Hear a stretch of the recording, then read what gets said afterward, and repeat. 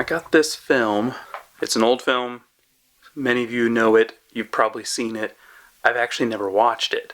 It's because it sounds kind of boring, which is weird to say about a horror movie. Why am I watching it now? I guess in part because some of the reading I've been doing of Mike Duran's book on Christian horror. Last year I read Monsters from the Id by... I'll put the name on the screen. I'm going to sit down and watch this film, and then I'm going to give you an instant reaction immediately following. So here we go.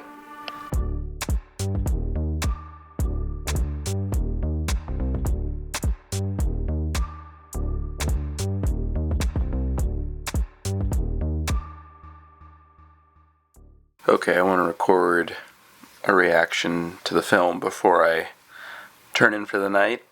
And first of all, looking at it just purely from an artistic standpoint, did it tell the story well? Was it gripping? Was it well edited? Was it well acted? It all still stands up the test of time, I would say. Some of the old comedies I enjoy, like Buster Keaton and Charlie Chaplin, they're still funny. And in this case, has the age of the film made the horror silly? I would think that's probably the common problem with horror films, if they don't age well, especially when you're dealing with a horror film that has a little girl turning her head all the way around. If the special effects fall short, then the film isn't interesting, or it's laughable. My point to say is, yes, the film still stands up as a horror film. It is still frightening. It is still disturbing.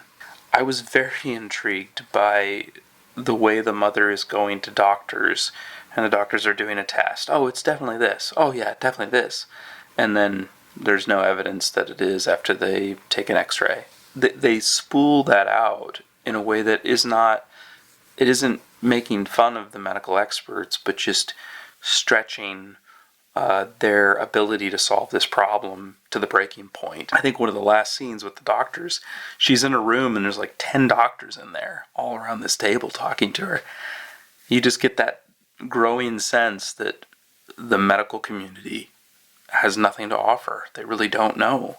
There was also something funny. It's probably just a sign of the time when the film was made. I don't know if William Friedkin intentionally did this to make a point, but one of the doctors, early on in that progression of doctors, he comes into the room after doing a test to talk to the mother, and he's very confident about what he's telling her about her daughter.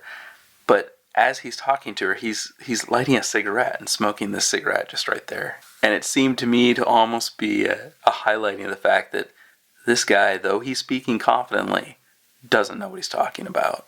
The demonic foulness and the demonic actions are very much in contrast with the little girl and her mother early on in the film, which this is a testament to really amazing acting of that, really everybody, but in particular the young actress playing the girl. There was one scene when I think the girl steals a cookie in front of her mother and runs down the hallway, and her mother runs after her and tickles her. And it felt very authentic. It felt like something that's happened in our own home. I've seen a modern horror film that I felt like failed because, in part, it failed for other reasons, but in part it failed because before the horror started, it revolved around these kids, 10 to 14, somewhere in that age, and they're all talking just foul language, and one kid's beating up on another until he's bloodied, and for one thing, it was very unrealistic, and for a second thing, the horror part of the story felt like just a continuation of the mundane part of the story early on. These kids are foul and nasty, and now there's a foul and nasty adult doing foul and nasty things to these kids. Okay. So even if it was very realistic that kids acted that way, it lowered the impact of the horror part in this movie by showing Regan and her mother early on in the story with this very affectionate relationship, and again, well acted so that it feels very genuine. And I just think now that really highlights how far the demon takes the girl, like how far down. I can't say I really liked the ending. The ending seemed odd in that I'm not sure. I guess I'm not quite sure why I didn't like it, and I'm not sure if I didn't like it in the sense that I think it was bad storytelling, or if I just didn't like it because I didn't want the priest to die. Wasn't the type of happy ending I was hoping for. I think the storyteller's making an allusion to Christ casting the demon who names himself Legion, for we are many. He cast this demon out of a man into a herd of pigs, and it seemed like the storytellers are kind of pointing back to that by having the demon go into the priest, and then the priest cast himself out the window and die.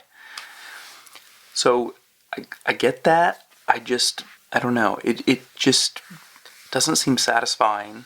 And the idea that a demon would go into a Christian, I don't know if I theologically can buy that. A very well done film, and it deserves the recognition it has. I can't say I really want to watch it again. It was well enough made that I don't want to watch it again. How's that for an ending?